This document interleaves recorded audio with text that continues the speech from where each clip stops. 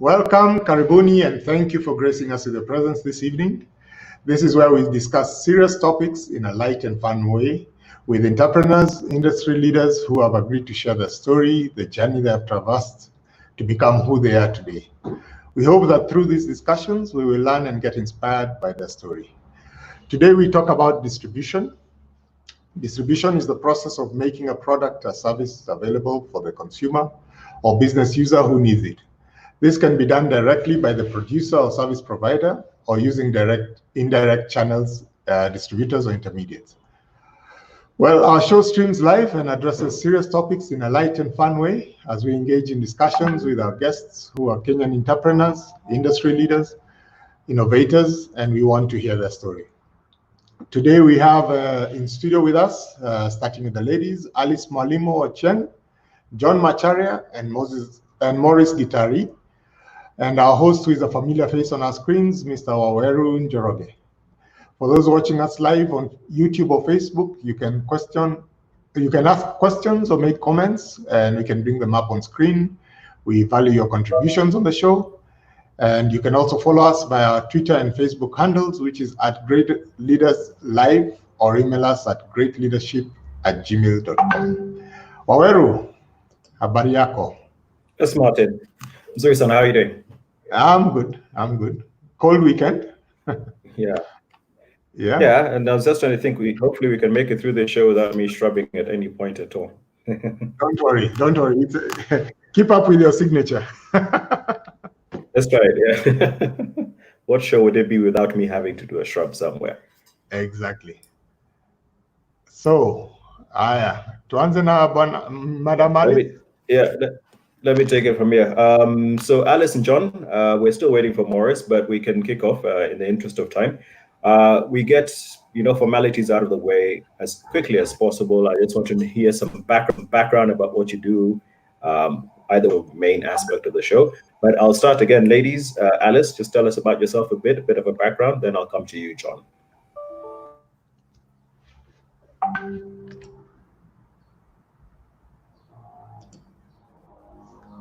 Okay, we seem to have lost Alice. John, do you want to take that as we're waiting for Alice to come on? Wonderful. As always, Martin and Boranjoroge, it's always nice to be hosted by you guys and to hear from you. So my name is John Macharia. I'm a father, a passionate father. I'm a believer. And I have been working in the development space for about 17 years now. I was drawn into issues to do with distribution by the first development company I worked for, which is TechnoServe, that believed in business solutions to rural poverty. And having worked there, I got a 360 understanding of agribusiness and agri-enterprises and the need to have distribution centers that are closer to the farmers for them to be able to access inputs and things like that. I have a background in strategic management, agribusiness management, and the like, and I'm currently undertaking a PhD on industry growth, particularly agriculture industry growth, as one of the things I'm most passionate about.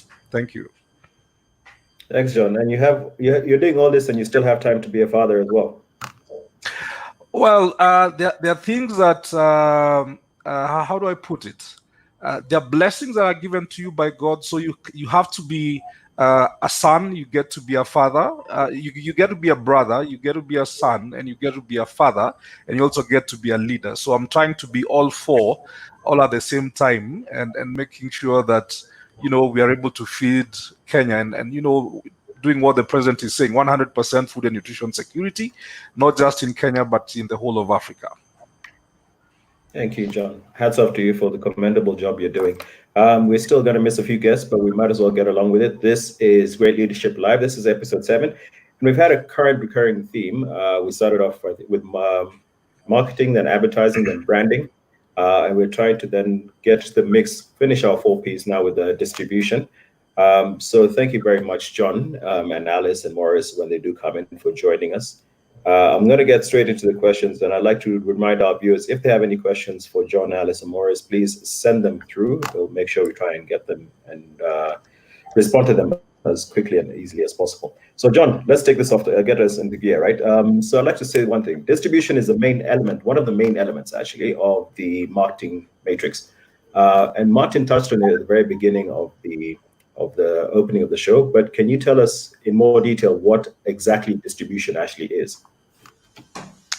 So when you think about marketing, conventionally you have the 4 P's. So you have products, you have pricing, your promotion, and your placement. Placement is actually one of the special things about marketing, because it talks about connecting actual physical products and services with with the business itself. And in this regard, it's sitting down and it's trying to think about where exactly are my target customers, how best can I interact them, how best can I reach out to them. So you have quite a number of options available to you, but it's often good to start with a distribution or placement strategy on day one. And this is getting to think about issues to do with, what type of product or service are you offering, and what type of consumer are you then targeting with whatever it is you're offering. Obviously, businesses will have different distribution options from actual consumers, and in that regard, you need to have a different approach to it. You need to think about things to do with pricing, the cost of actually going to distribute. You need to think about after sales service and things like that. I see Alice has joined us, so perhaps you could introduce her and we can get to go on. Thank you, Njoro. Yeah, actually, I was going to say thank you. In fact, John, just take over the show. It's fine. I'll just sit here and look at you guys. So actually, thanks, John. What I wanted to do is ask Alice again, the way John has done. Give us a quick background of who you are, what you've done, how you got into distribution, and then I'll ask you straight to the question. Yeah, what are the most common challenges that distributors tend to face? So, quick introduction and tell us what are the common challenges most distributors tend to face. Okay, so I'm Alice Mwalimo. Interestingly enough, my background is actually in marketing. So I started off in marketing with Ogilvy and Mather, went to Scan Group. I basically did the loop in advertising, and then ended up in Beta Healthcare. Common products of Beta Healthcare include Maramoja. I know everyone knows Maramoja, Action. And I then got an interest in sales. So I moved from marketing to sales, quite different. Most people actually move from sales to marketing. But I had a keen interest in sales. I have a keen interest in developing route to market. I have a keen interest in distribution, and therefore I was more attracted to the sales side of the business than I was the marketing side of the business, though it is a fine line between the two, and hardly do people really know the difference, but there is a big difference. Currently, I work at GlaxoSmithKline, GSK. Common products would include Panadol, Sensodyne, Aquafresh, Eno. So your everyday products, quite known in Kenya, actually come from GSK. And there I head the sales piece for Kenya. Okay, thanks so much for that introduction. So I'm going to go, and I already had John talking way too long. Joking. We asked him a question. He was taking advantage of my not being there. No, it's absolutely fine. You know what? He really described very well what exactly distribution is. Which now that brings me back to the question I asked you. What are the most common challenges that distributors tend to face? So distributors face a lot of challenges, and I can tell you one is cost. So the cost of distribution, especially in Kenya, whatever size of business you're running, big or small, distributing cakes to distributing cars, the cost of distribution in Kenya is very high. The cost to serve is very high.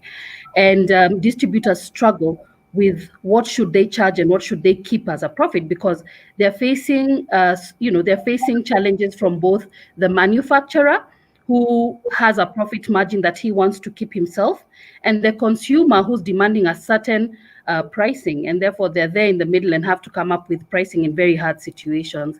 I think the other difficulty that distributors are facing is that currently many manufacturers are opting to go directly to customers.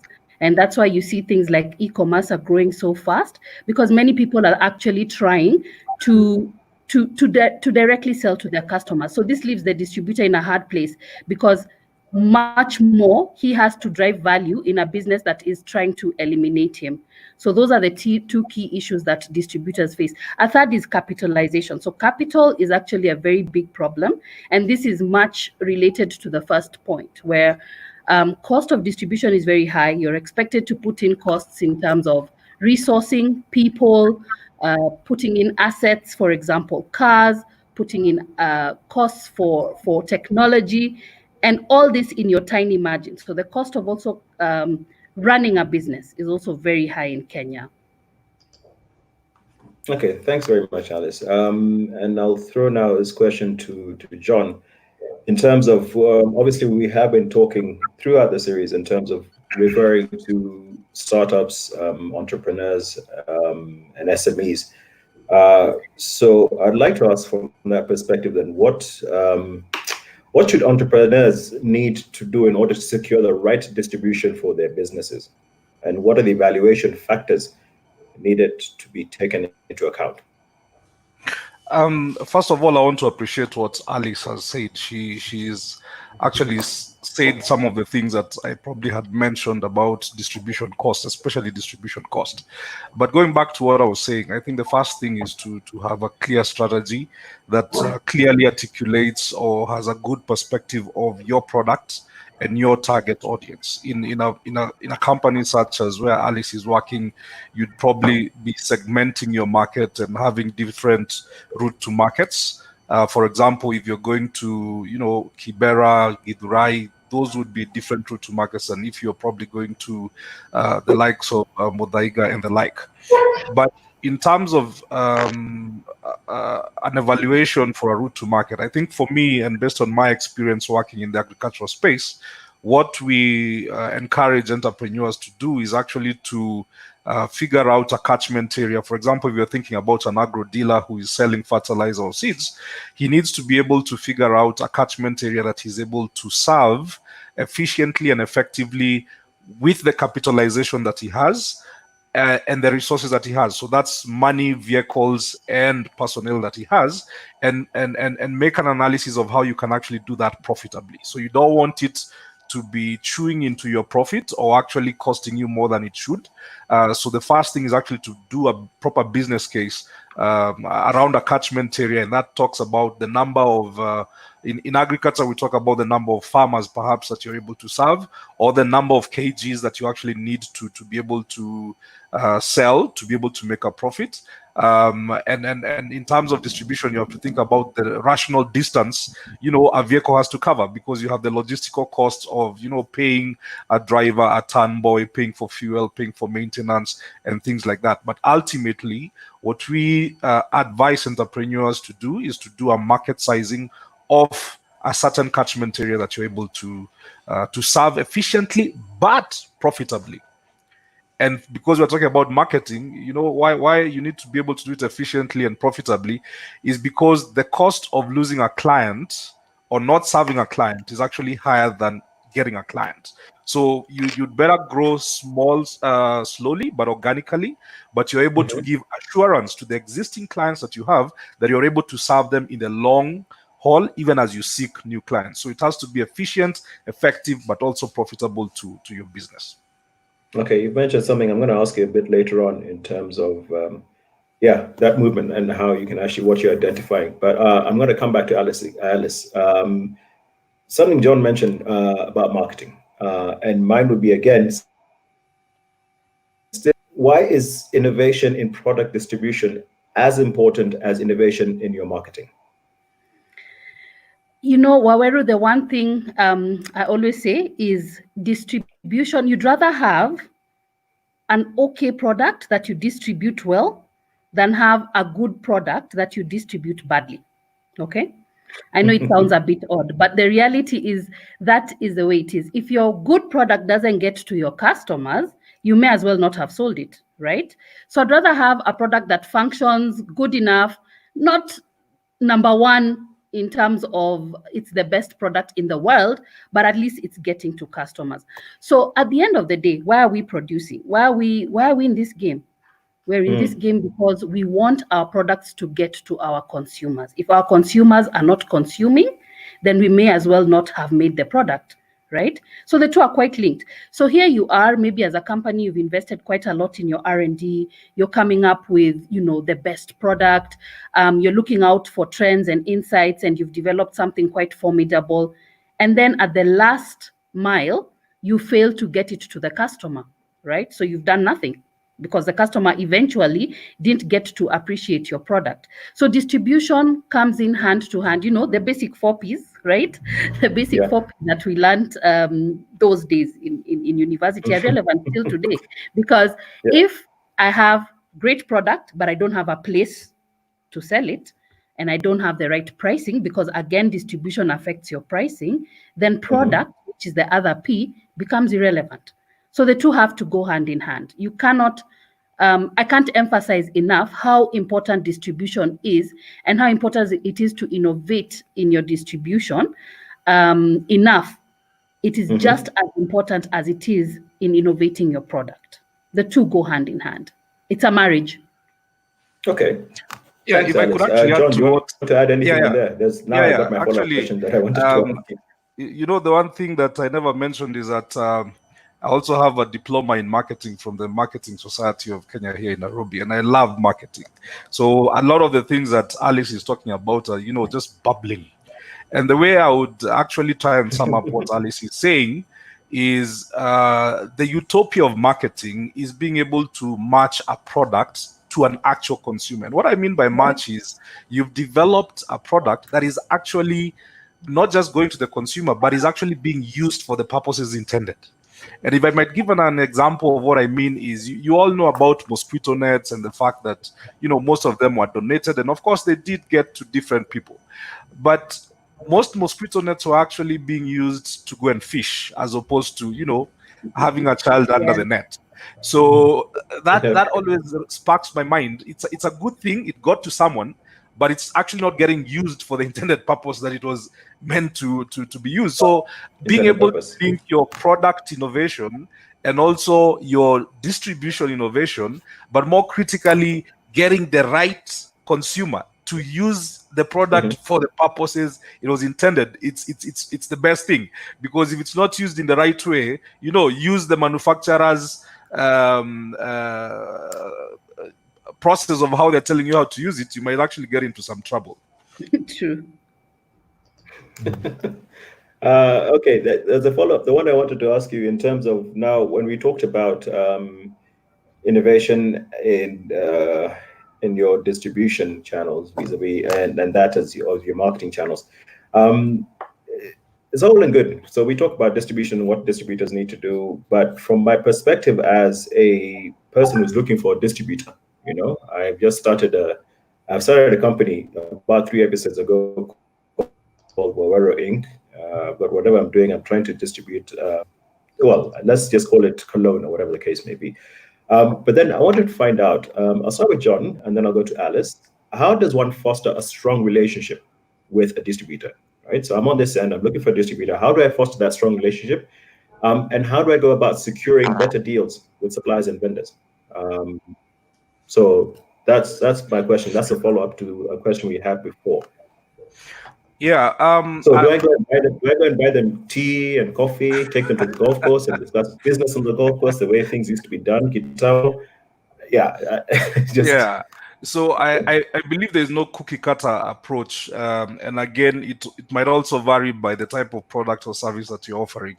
In fact, and I don't mean this as a joke, but it's the truth. When you're doing agriculture, and you're probably trying to sell your fertilizer or sell your seeds or agrochemicals and things like that, sometimes actually going to meet the owner of the bar or the owner of the shop is the easiest way for you to identify someone who can actually be your distributor. And it's because of a number of issues. One, that person actually understands commerce, understands business, but also understands profits.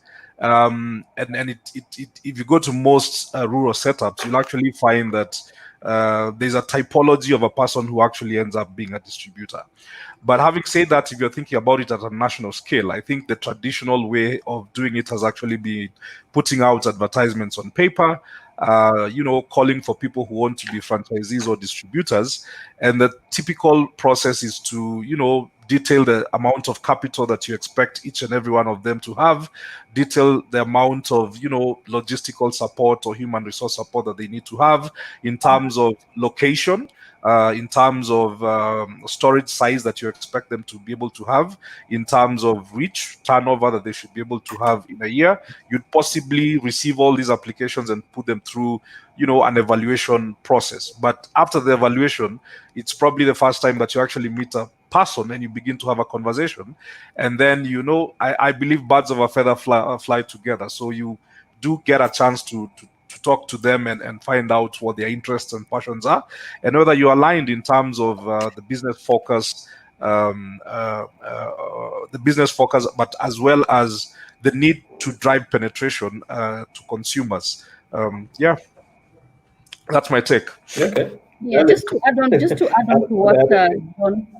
Just to add on to what John is saying, the one thing that I always say brings a business and a distributor together is a common goal, right?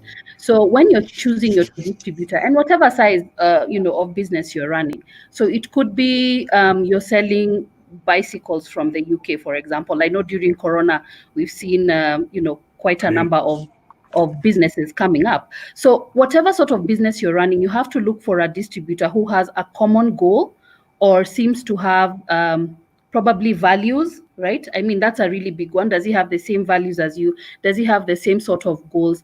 Are you aligned on the market dynamics? Are you aligned on the pricing? Are you aligned on how you run the business? Is he aligned to your way of doing things? That's one of the key items that you have to consider.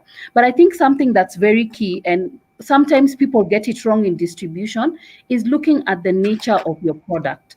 So a very simple example. If I'm selling cakes, right? If I'm selling cakes, I don't need to on-sell to 3-4 people before my product finally gets to the birthday girl, right? Okay, I need to choose a very simple model of distribution.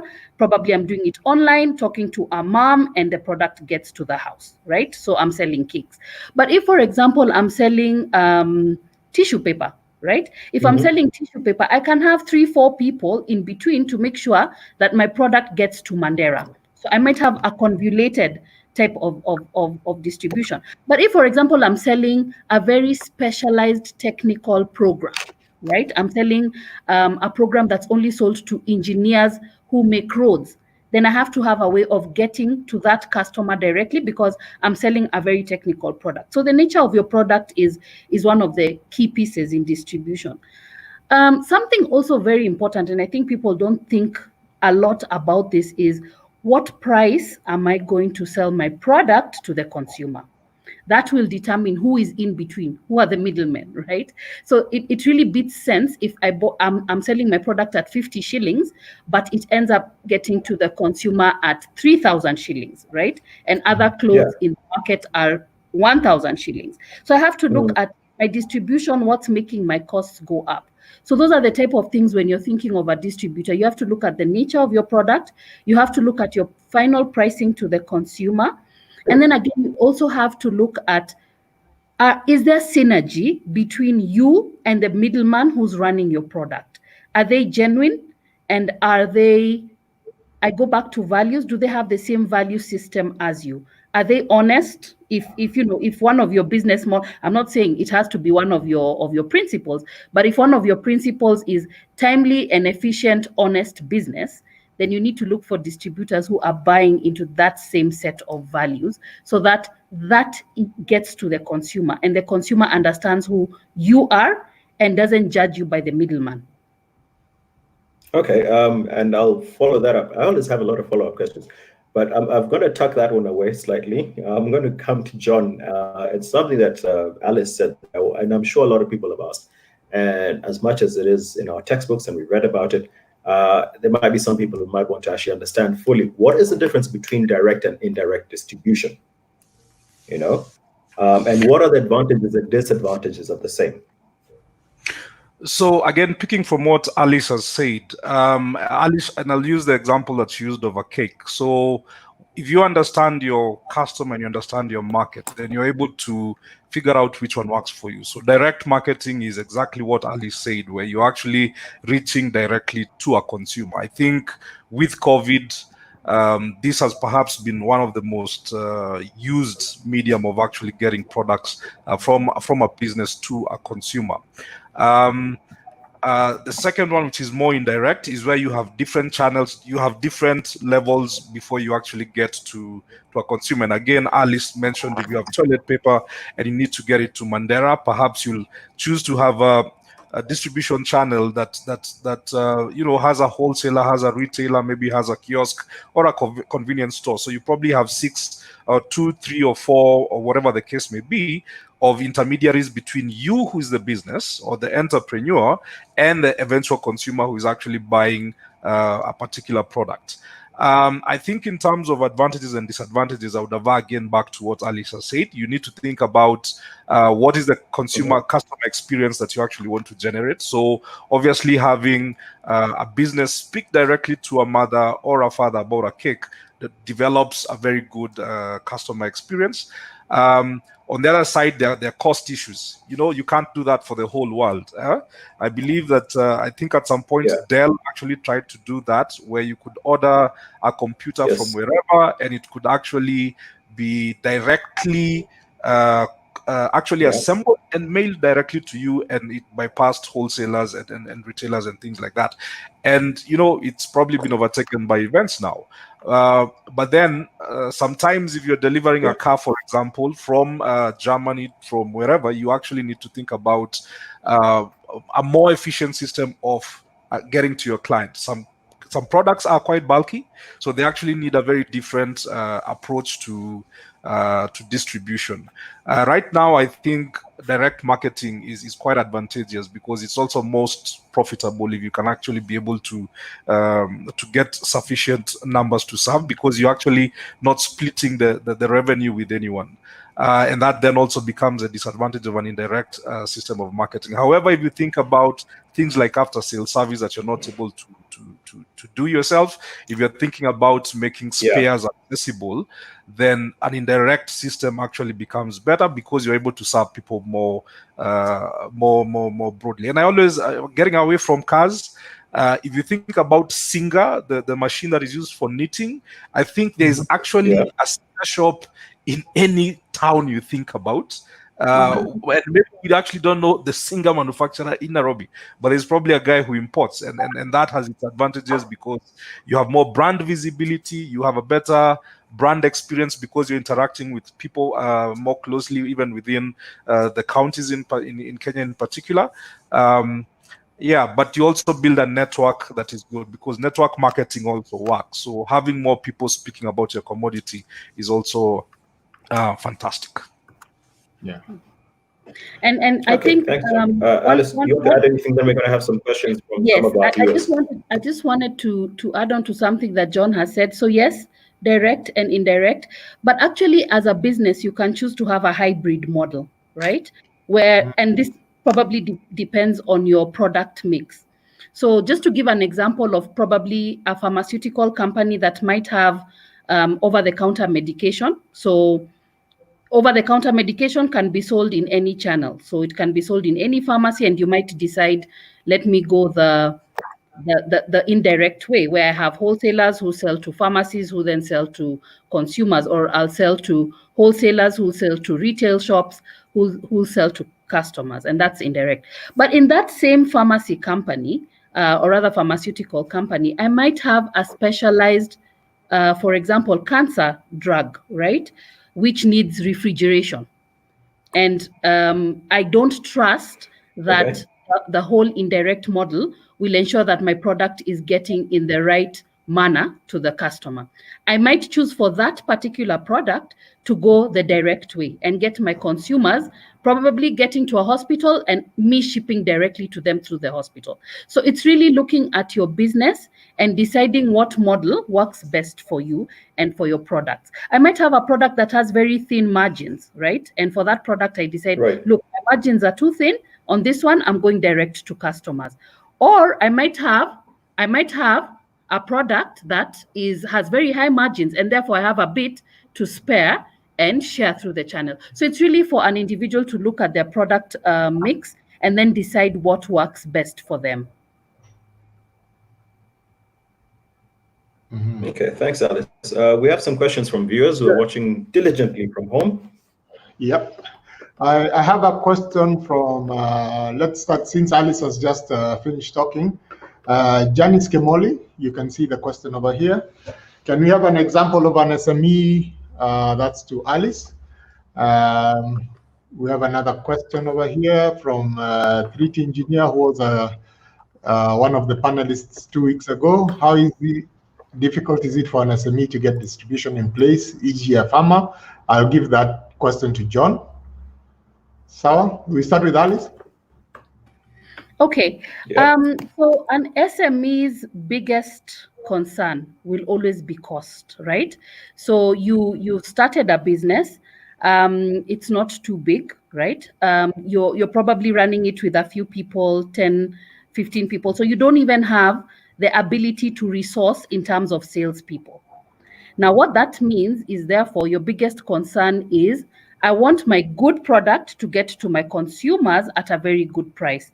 And in that case, you might actually choose to go with direct selling, where you're selling directly to the customers, or you might opt to go for online selling, because I mean, right now, the beauty of the situation we are today, and maybe speedened by Corona, is online is becoming quite, should I say, more diligently run, more professionally run. I would advise an SME to go that direction. Or I'd have an SME, and I'll relate this back to John's something John mentioned at the beginning. If you're small, start small, right? Don't go and say, I'll distribute all the way to Mandera, Mombasa, Kilifi. Get a catchment area and decide, this is where maximum number of my customers are, or potential customers are, and I will distribute to this set of customers, whether indirectly or directly. So it starts with you analyzing who is your key customer and targeting them first, servicing them well, and then growing step by step. And I'll go back to the example of I think we've used cake, so let's go with the cake theme. So let's say I'm a small business person who's starting a pastry business, right? So I'm pretty small, make 10 to 15 range. Maybe I have 10, different products, and I want to sell them to few customers. And I've identified that most of these customers are young people living in Westlands, for example. I'll then start advertising in a way that I'm only targeting these people. I could use Instagram, I could use Facebook, I could do small communication to them within the Westlands area in their offices, and start off from there and then build my business. So it's one, keep it tight, keep it small, keep it concentrated, but make sure that your services are good to this number of people that you start off with.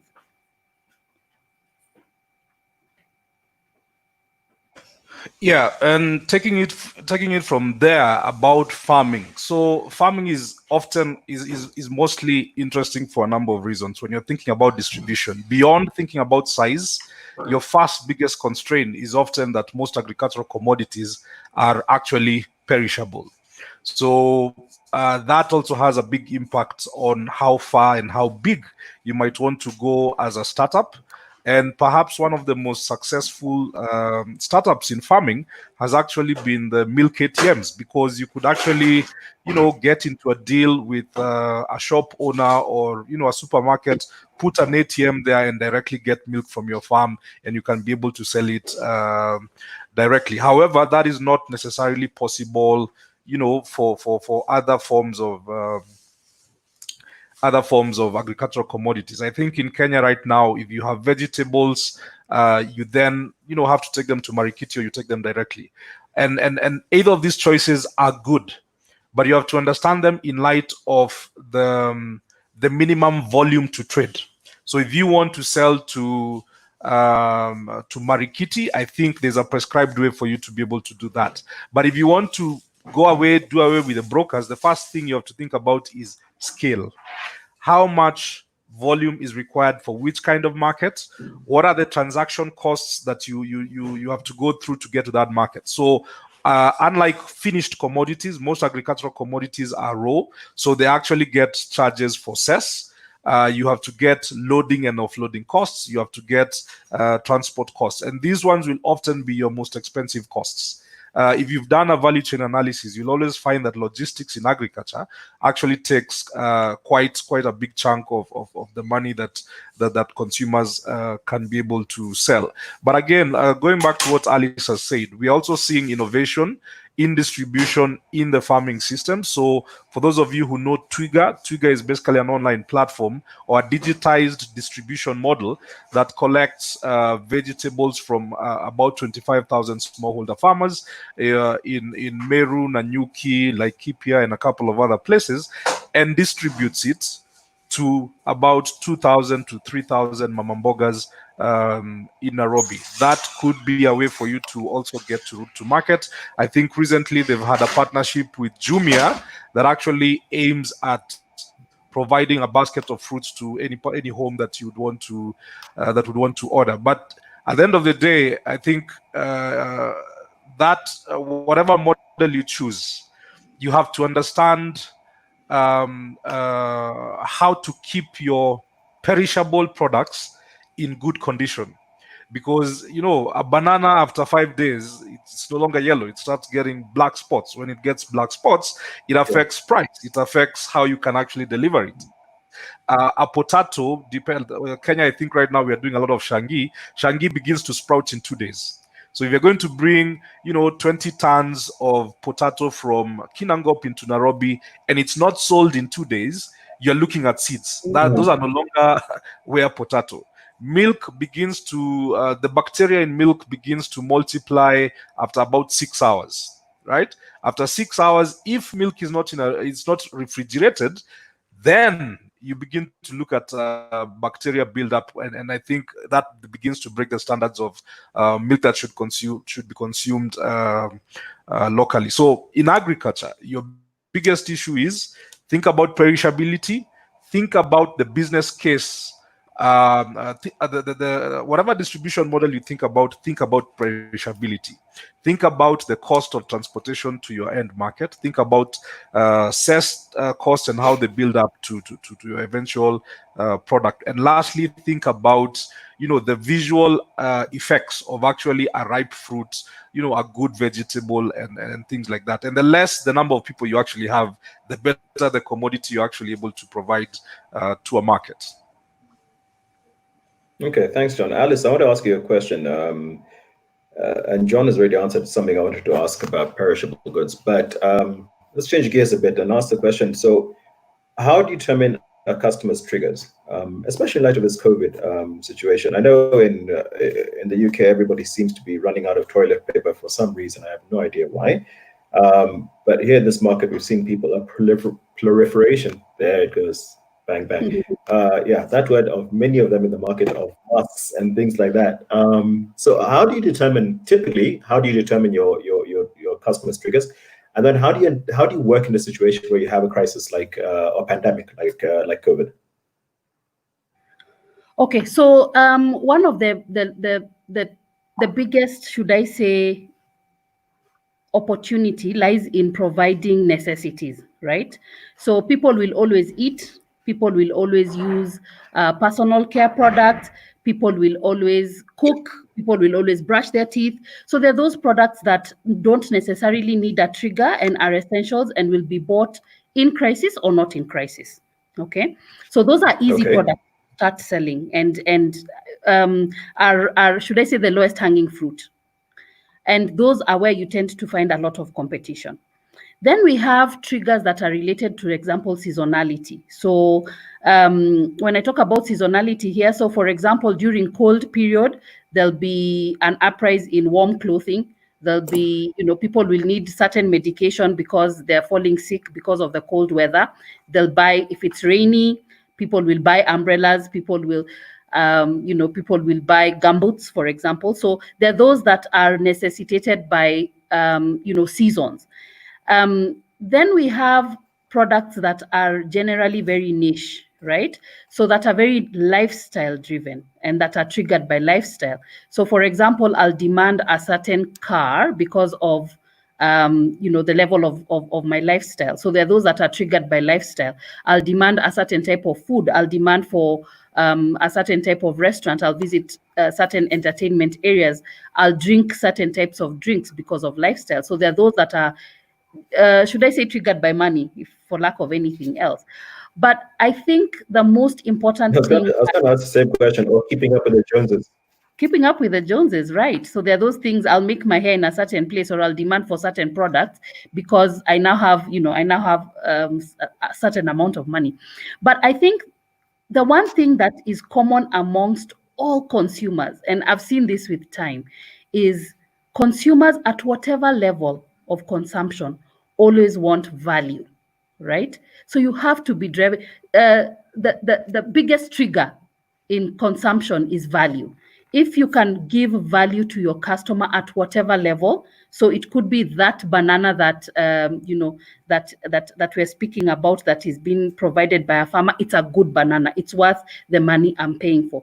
If it's that Mercedes Benz that I'm paying for at the highest value, I as a customer can see the value that I'm deriving for that product. So the biggest trigger for consumers is convincing them that whatever amount of money they have paid is value for the product they have gotten.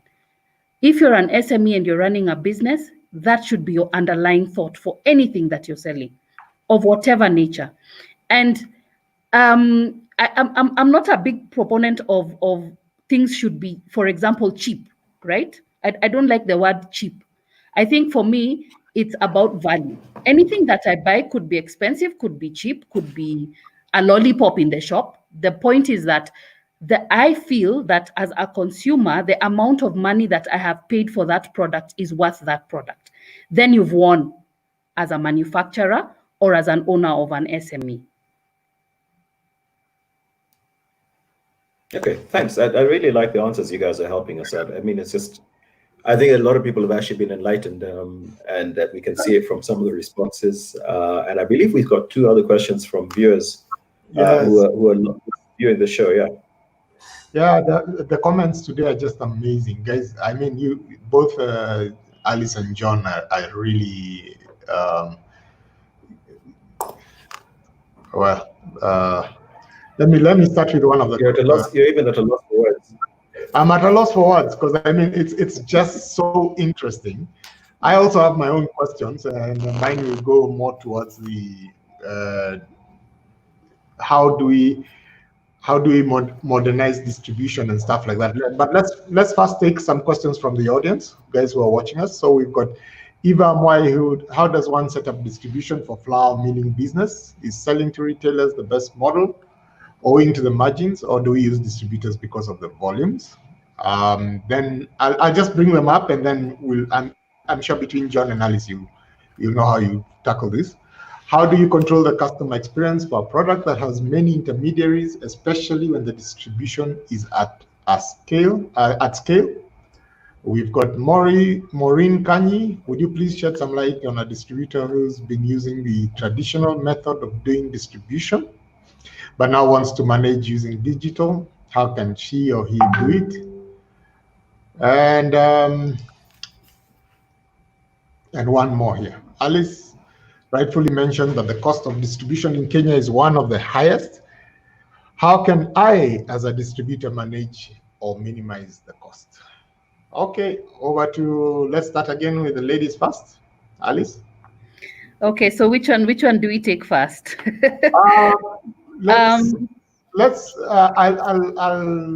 I'll take the minimize costs question first. Minimize costs for a distributor. And then I'll leave the flour milling to John. Okay, so as a distributor, yes, so I've actually mentioned that so I'll give you a good practical example. So in India, the cost to serve is about 1.5% to 2%. This is an estimate, of course. I mean, it will vary from company to company. The cost to serve in Kenya can go all the way to 6%. Okay, and the reason why the cost is so high is one, so Resourcing is not cheap, so labor doesn't come easily in Kenya. So, for example, if you're putting in salespeople, they won't come at a low price. So, for example, compared to India, our infrastructure, right? So, moving products from here to Mombasa is a high logistical cost, or to Mandera or wherever, it's a high logistical cost. So our infrastructure doesn't help. Then comes in all the costs like warehousing, comes in the cost of maintaining trucks or maintaining vans or maintaining any other logistical cost. So the cost in Kenya is actually quite high for distributors. But the one thing that and this is actually based on where I've seen good distributors reducing costs has been distributors who've involved themselves in investing in technology. So investing in a good distributor management system might sound like a lot of money at the beginning, but distributors who've managed to put in place good DMS systems are able to track performance, are able to calc costs, are able to, for example, know which are the hotspots, which are the right places to sell at the right time, and which of their resources are not working. So, for example, which are the salespeople who are bringing value to the table, which ones are not. So one is investing in a very good distributor management system. That is one. Two, and this is true to distributors and anybody running a company, keep close to your company. When I say keep close to your company, as an owner, question your P&L, right? Question it. Do I need this type of warehousing? How do I just serve on time in full? Okay. How do I have systems within my warehousing? How do I get the right people? How do I myself get involved? Jump into a van and see how long does it take for your van. If your salesperson is telling you that he's only able to see 30 people, enter into that van and spend a day selling and appreciate that actually you can sell to 60. Or actually, Kayole is not as good as Isili. It makes more sense to spend 5 days in Isili and 1 in Kayole. Spend time to be close to your business and understand your P&L and where your costs come in. So that is 2. 3, choose the people you distribute, the companies that you're distributing for. Choose what I call companies that have a lot of symbiotic relationship with each other, right? So as a distributor, it doesn't make sense I distribute beer, but I also distribute biscuits, okay? And I also distribute clothes, and I also distribute plastic items, but I also distribute brooms, for lack of a fourth product. Look for products that are related to each other such that your cost to serve is lower. So if I have a basket of products that are related to each other, so on one hand, I distribute cereals, but I also distribute juices and I distribute biscuits, and all these products are sold into the same supermarket. Then I only have to pack my products once and go to the supermarket once with my basket of product. So look for products that have a lot of symbiosis or relationship to each other. Choose a basket that is complementary to each other. So that would be my third provocation to distributors. And then the fourth is be clever about your business, right? Be clever about your business. Put in resources in the right places, on the right people at the right time. Make time to understand your market. Do a market analysis and understand these people that I'm selling to, where are they highly concentrated? These people that I'm selling to, what price do they want this product to? These people that I'm selling to, where do they purchase their products and at what time and what format do they need it in? Do a market analysis so that when you're doing your distribution, you're selling to the right place at the right time to the right people. Now, if you don't do this, what happens is you end up sort of like running loose and not really having a quick grasp of where you're selling. So one day you hear the competitor is selling in Buruburu, there you are helter-skelter selling in Buruburu. But if you understood the market, then even competition doesn't shake you because you know what people want and where they want it. Thanks. Alice, sorry, John, the question was shot to you about millers.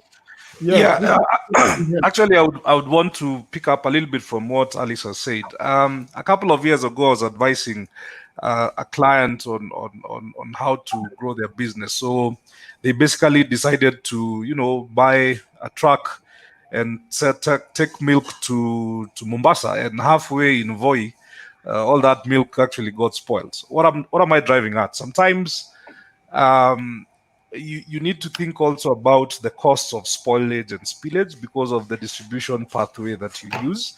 And that should actually get you to think about how best to start reducing costs. The second thing is to say that you don't have to do everything, right?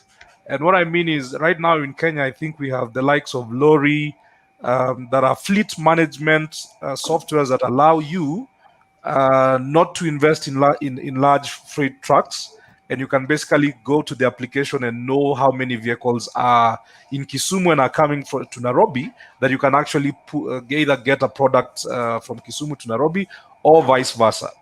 And why I'm saying this is I've worked in the vegetable space for a while, and I know one thing for free: vegetables and fruits coming from up from the rural area, they're actually using backhaul trucks that don't have anything to bring from those areas to Nairobi. Maybe the truck came up, bringing cement up into Nyeri or Muranga or wherever, but it goes back with vegetables. That allows you to reduce your logistical cost. Having said that, thinking about flour, I think the first thing is to understand your target market again. Because sifted maize meal has a particular clientele. If you think about your posho, that's another particular clientele. And quite recently, because of health conscious Kenyans, you basically have the blends. So you have maize, you have, you have some fish meal in there, and then maybe you have some cassava. There's a particular market for that. If I think about flour from its formative stages as a portion meal, you probably have a village that you're able to serve. That kind of product is often unbranded. And in that case, you can actually serve people much more directly. If you think about scaling beyond a village, you probably want to then begin to brand your product and then begin to, organically grow from that nucleus point of view. If you're thinking about going directly into sifted maize meal, you probably have a bigger capex, you have a bigger appetite because of the payback of the kind of capital that you require, and you probably then want to start thinking about, getting into it with wholesalers, into supermarkets, and into things like that. But again, when you're thinking about flour, a couple of years I was working with a farmer group under the Partnership for Progress that was supported by WFP.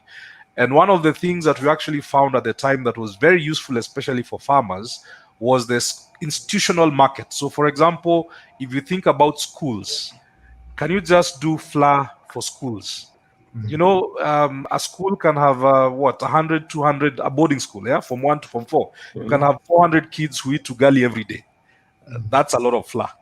If you can actually get 6 or 7 of those tenders, like that farmer group got, you'll actually be having a very easy time because your distribution is quite direct. If you can, I know a friend of mine who has, the link with a couple of government agencies. Again, those are bulk buyers. So that direct distribution works. And that will also differ again with, is that something you want to do? You want to get into, or do you actually want to go and have your own brand out there? So you have an option of using supermarkets. You have an option of using the wholesaler retail distribution chain. That one.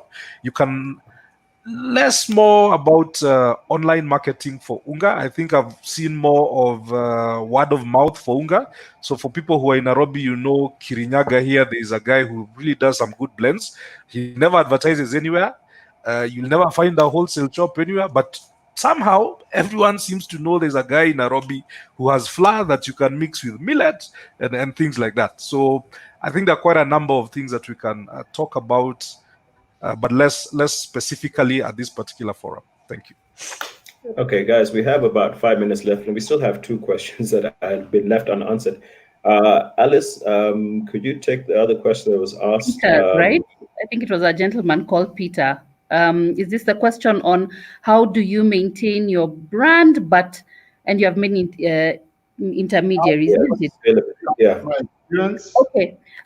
So one thing as a manufacturer or an owner is you have to train your value stream. Okay. So you have to make sure that your distributor, your wholesaler, one, understand your product, are able to be your voice to the customer, are able to deal with defects, are able to deal with complaints, and know how to answer questions about your product. They are your face to the customer, right? And they should be able to answer it. And I'll give you a good example. So practically, you order a pizza, right? And your Uber guy or whatever guy, let me not use Uber, but whoever brought the meal to you brings it in tatters. Okay. Your first thought is the pizza person has a problem, but it could have been that during transportation, this product was not handled well. But the problem is that that consumer will blame you, the pizza owner, and not the transport person. So because you know this, then you need to train this person in between on how to handle your product. Two, that person has to be able to take complaints and, for example, return that pizza to you if it didn't get in the way it was supposed to get to them. So that's one. Train your value chain, train your distributors, train your wholesalers. But the second thing is, as a manufacturer or an owner of a business, do not lose touch with your customer. So make sure that your customer has a voice and are able to reach you. Make sure that you have a customer care line that works. Basic. Have a customer care line that works. Have a customer care line that is answered. Have a website that people can reach out to you and complain, and they have a direct reach with you and don't have to go through the distributor or the wholesaler or the retailer. Have a way that you can deal with the customer directly, and you can call them and tell them, oh, sorry, but my product didn't get to you in the right way. Probably it has a technical problem. Take it back to the retailer and I'll take it back, and you'll be compensated in whatever manner. Set rules with the way your product is handled and how it's handled and how fast it's handled. Be part of that system. Make sure that the customer understands the product is still mine. I'm just using this system to get it to you, but the product ultimately belongs to me, and I am answerable for any questions that you have. Okay, thanks, Alice. John, I've got a question. Actually, the last question is for you, but something that I just triggered, something that Alice triggered for me in terms of customer complaint line. Does any customer actually ever call up a company and say, actually, I'd like to say the business you've done is very good? There's never a customer complimentary line. It's always customer complaint. But I'm saying it should be something that we should have a complimentary line. So thank you so much. You're doing such a wonderful job. But anyway, that's a different story altogether. So the last question that was going to John.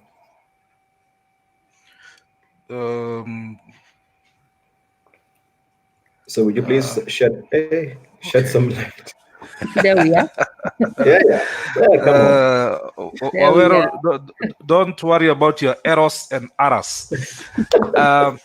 But just picking up a little bit from what Alice was actually saying, there's a reason why they're called SOPs, standard operating procedures. And you want to train your distribution system on having standardized SOPs, because it means that the customer experience when you walk into Toyota Kenya in Nairobi and the one in Mombasa or the one in Eldoret, you receive the same level of service, because there are certain things that have been ingrained that you should not expect to happen as long as you're in that branded shop. So SOPs are very critical in terms of unifying and standardizing the customer experience that you actually want your brand to represent. In terms of someone who is going through the journey of using the traditional distributor chain towards more of an online distribution chain, I would want to say there's no cookie cutter approach, and obviously there's a learning curve. And obviously not every commodity actually would be best sold through an online platform. So I don't know what commodities someone is talking about here, but I think the first thing to understand is what online medium do you want to use. Do you want to advertise on Google? Do you want to come up in those ads? Do you want to use Twitter and Facebook as avenues where you want to reach out to people? Do you want to create user experience groups? So Wawero, I believe the first way of showing appreciation is actually by buying more of people's commodities.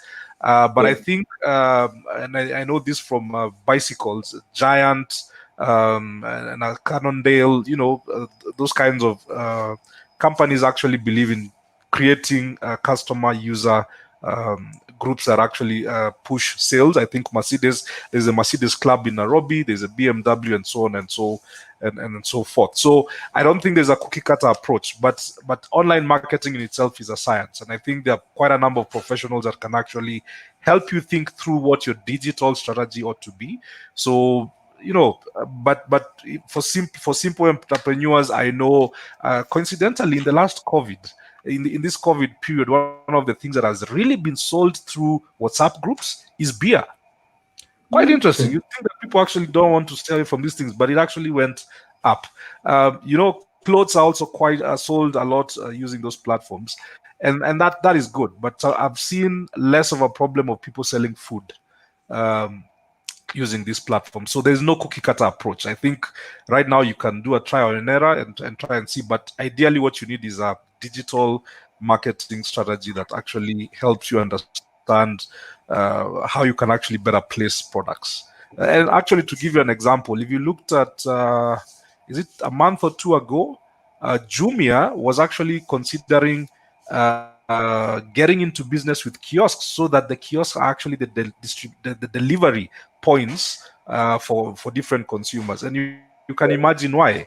I'm a 2XL guy, but when you go to Jumia, everything is in Chinese, so the Excel and what I know is very different. So you also need to know that online needs to be complemented with some physical presence for you to augment that experience, right? So if I get a shirt that doesn't talk about Excel, so if I think about Amazon, you can buy something there that you think is good, but when it comes, it doesn't fit you, but you can't return it, right?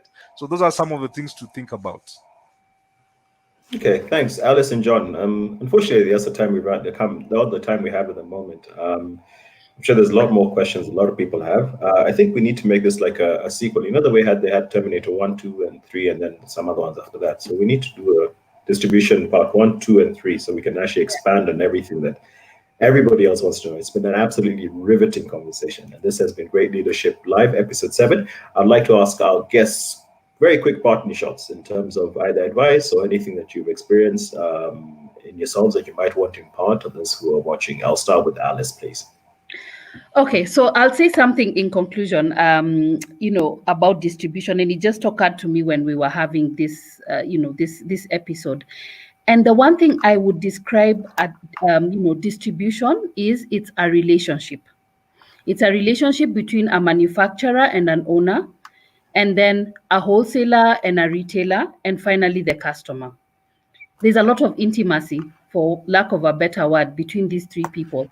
And if the relationship is not worked on, and it's not built, and it's not sustainable, and if one person drops the ball, then there's a breakup, right? Just like in any relationship, a breakup will happen.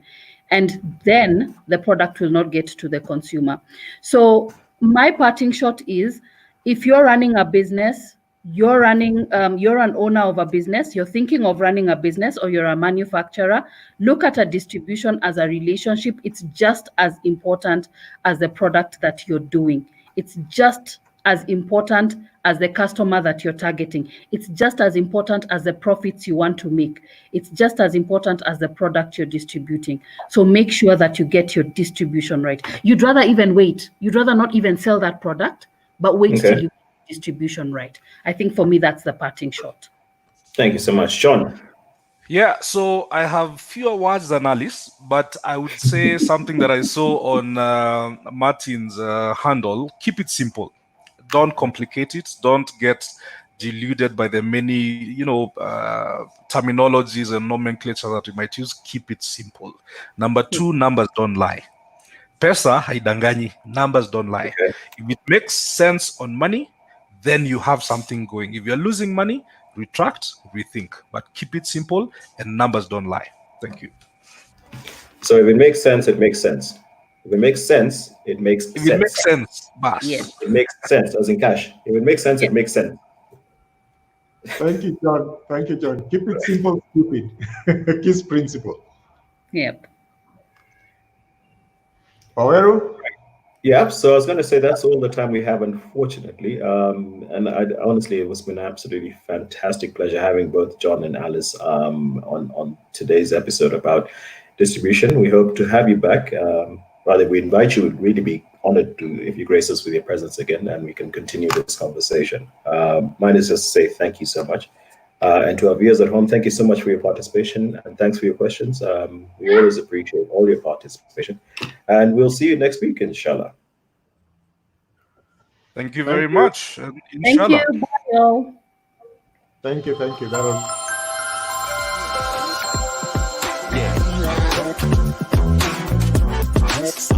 Yeah.